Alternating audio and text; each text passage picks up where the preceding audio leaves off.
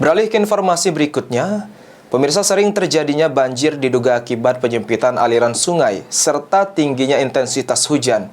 Warga di perumahan Al-Ghani, Kecamatan Talang Kelapa, Kabupaten Banyuasin, berharap agar pemerintah bisa mengatasi permasalahan banjir yang ada.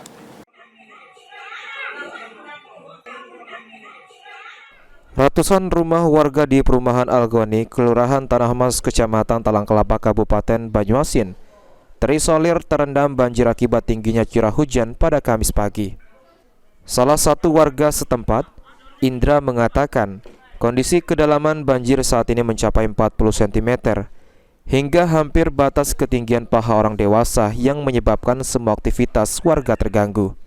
Ditambahkan Indra, lokasi di tempat wilayah perumahannya sering terjadi banjir disebabkan diduga adanya penyempitan pada aliran sungai. Warga berharap pemerintah Kabupaten Banyuasin agar bisa mengatasi kasus banjir yang ada di wilayah perumahan tersebut. Ini diduga ada penyempitan di ujung sungai menuju jembatan Gasing. Makanya air sempat meluber dulu ke daerah kebantaran perumahan warga. Kira-kira berapa kedalaman ketinggian air itu? 40 sampai 50 cm. Bahkan sampai menyentuh paha orang dewasa.